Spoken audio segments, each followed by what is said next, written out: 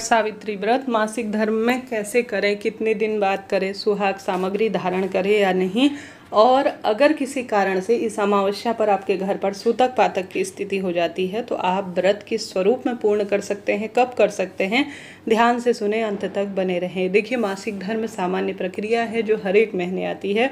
ऐसे में साल में आने वाला सबसे महाव्रत है वट सावित्री व्रत, और इस बार सोमवती अमावस्या भी है, तो चमत्कार और दुर्लभ हो गया है यह व्रत।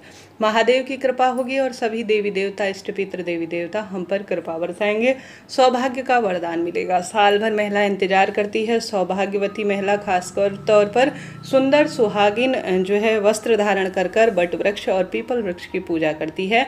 सोमवती अमावस्या के दिन पीपल वृक्ष की पूजा की जाती है और वट सावित्री व्रत में बट वृक्ष की पूजा की जाती है। मन बड़ा चिंतित रहता है कि कैसे व्रत करें। सबसे पहले तो पहली बार अगर व्रत शुरू करना चाहते हैं तो किसी भी स्वरूप में मासिक धर्म में नया व्रत शुरू नहीं करें। इस बात का आप ध्यान रखें। पहले से अगर कोई व्रत करते आ रहे हैं तो उस व्रत को आपको सुनना है कि कैसे करना है। अगर नया व्रत शुरू कर रहे हैं तो सूतक पातक अर्थात किसी की जन्म या मृत्यु परिवार में कुटुंब में हुई है तो व्रत को नए सिरे से शुरू नहीं करना है। मासिक धर्म में भी नया व्रत शुरू नहीं किया जाएगा। इस चीज़ को आप नोट करते हुए चलिएगा, तभी आपका व्रत उपवास सफल होगा। लाल पीले रंग के ही इस दिन कपड़े पहने। एक दिन पहले मेहंदी महावर लगा लीजिए।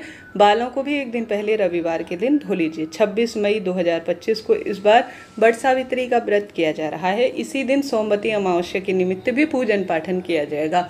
बहुत सुंदर और श्रेष्ठ संयोग है, आप व्रत उपवास करें। जो यह सौभाग्य के व्रत होते हैं इन्हें कभी भी छोड़ा नहीं जाता, लगातार इन व्रतों को करने का प्रयत्न किया जाता है। इस दिन कोई भी वस्तु आप दान करते हैं, जैसे सुहाग की सामग्री, एक समय का भोजन पंडित ब्राह्मण जी को, काले तिल या कोई भी वस्तु दान करते हैं तो अन्य दिनों से ज़्यादा सुखकारी इसे कहा गया है। व्रत उपवास को सफल बनाने के लिए हमेशा कोई ना कोई वस्तु का दान जरूर करना है। अब प्रश्न आता है कि दीदी हम सुहाग की सामग्री धारण कर सकते हैं या नहीं। देखिए, सुहाग का व्रत है तो माथे पर, मस्तक पर तिलक, मांग में सिंदूर, बिछिया, पायल और आप महावर जरूर लगाएं। इसको छोड़ा नहीं जाता। यह नारी पति की लंबी आयु के और बच्चों के लिए लगाती है, परंतु जो आपका सुहाग का सिंदूरा है, जिससे आपका शादी का विवाह का हुआ है काम, उसको तो आप स्पर्श ना करें। उसमें से या उससे अलग थोड़ा सा आप प्राप्त कर लीजिए और उसे ग्रहण कर सकते हैं, माथे पर लगा सकते हैं, कोई दिक्कत की बात नहीं है। यह नारी का अपना हक है। यह हमें सुंदर दर्शाता है और हमारी इंद्रियों को भी वश में करने का कार्य करता है। तो सुहाग सामग्री पहनने, धारण करने में कोई दिक्कत नहीं है। बस सिंदूरा को आप अलग रखिए, उसे स्पर्श ना करें, अलग से सिंदूर ले लीजिए। परंतु हमारे क्षेत्र में तो देखिए छोटी मोटी चीज़ें धारण कर ली जाती हैं, इतना कोई वो नहीं है। नई वस्तु नहीं पहनी जाती। पहले से अगर कोई प्रयोग की गई वस्तु है तो उसे आप धारण कर सकते हैं, कोई चिंता टेंशन की बात नहीं है। तो आप सामग्री धारण कर सकते हैं, परंतु कई क्षेत्रों में सुहाग सामग्री धारण नहीं की जाती है। पर भाग सुहाग का व्रत है, सब सज्जित रहेंगे, आपका भी मन करेगा तो बिंदी, सिंदूर और थोड़ा बहुत चीज़ें आप कर सकती हैं, कोई दिक्कत नहीं है। मासिक धर्म सामान्य प्रक्रिया है, कोई यह दोष नहीं है, कोई गलत कार्य नहीं है। तो सामग्री पहनने में कोई दोष नहीं है। इसमें आपकी अपनी राय है। आप चाहें तो बहुत अधिक सुसज्जित, नहीं तो सामान्य आप सुसज्जित हो जाइए। अब मासिक धर्म के कितने दिन बाद हमें व्रत करना चाहिए।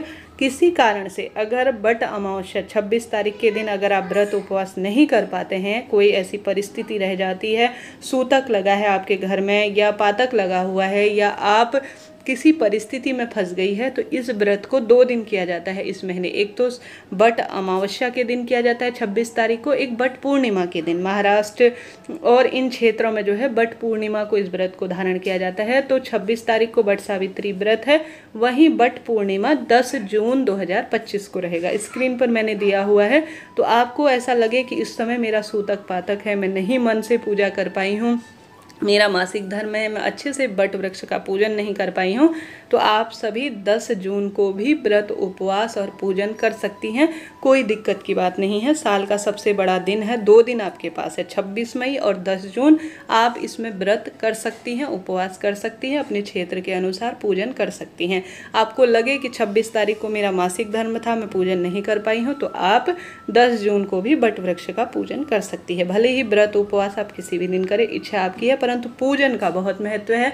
नवग्रहों की दशा इससे सुदृढ़ होती है। अब मासिक धर्म के कितने दिन बाद हमें वट सावित्री व्रत करना चाहिए? हमेशा 4 दिन पूर्ण हो जाने के बाद, 5वें दिन बाल धोने के बाद। 2 बार आपको बाल धोने नहीं चाहिए, एक तीसरे दिन पर, एक 5वें दिन पर आपको बाल धो लेना चाहिए। अब 5वें दिन से आप पूजन कर सकती हैं। अगर मासिक धर्म में रक्तस्राव ना हो रहा हो तो 5वें दिन से आप अच्छी तरह से बाल धोकर भगवान का ध्यान स्मरण कर कर आप पूजन कर सकती हैं। कहीं कहीं क्षेत्रों में इसे 7 दिन की मान्यता है, परंतु शास्त्रों में जो वर्णित है वह 5 दिन की मान्यता है। परंतु 2 बार आप बाल धो लीजिए, तभी शुद्ध आप रहेंगी। व्रत के दिन भी आप सादे पानी से बाल धोइएगा अगर आप मासिक धर्म की स्थिति में हुए हैं तो। इस चीज़ को आप नोट करते हुए चलिएगा, तभी आपका जीवन सार्थक होगा।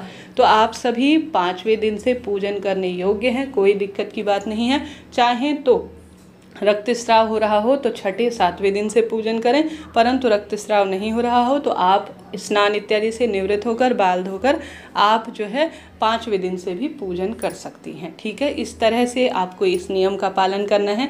किसी कारण से दूसरा तीसरा दिन है, 1वां 2वां 3रा 4था दिन है, तो आप सभी फिर तो जो है जहाँ वट वृक्ष का पूजन हो रहा हो उस जगह पर स्पर्श ना करें। इस चीज़ को भी आप ध्यान धरिएगा। देखिए, पूजन करने के लिए मैंने आपसे व्रत करने के लिए मना ही नहीं है, व्रत जरूर करें। पहले से अगर आप व्रत करते आ रहे हैं तो व्रत को छोड़ना नहीं है, व्रत आप करें। फलाहार ले सकते हैं, चाय पानी ले सकते हैं।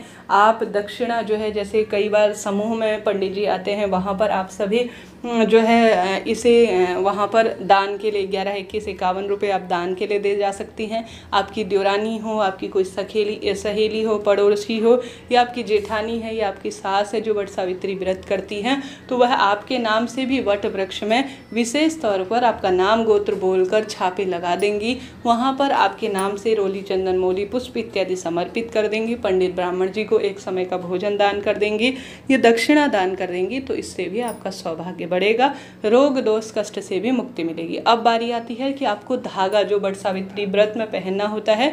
हमारे क्षेत्र में एक धागा धारण किया जाता है, पिछले साल का विसर्जित किया जाता है, इस बार का धारण किया जाता है। तो मासिक धर्म से निवृत्त होकर आपके नाम की जो पूजा करेंगे या आपके नाम की जो वहाँ पर परिक्रमा पूजा पंडित जी जो भी आपसे कार्य होगा वह करेंगे, उनसे कहिए एक धागा मेरे लिए रख लीजिए पवित्र, उसके बाद आप उसे धारण कर लीजिए जब आप शुद्ध हो जाएंगी तो। ठीक है, तो इस तरह से आप यह कार्य करें वट सावित्री व्रत के दिन।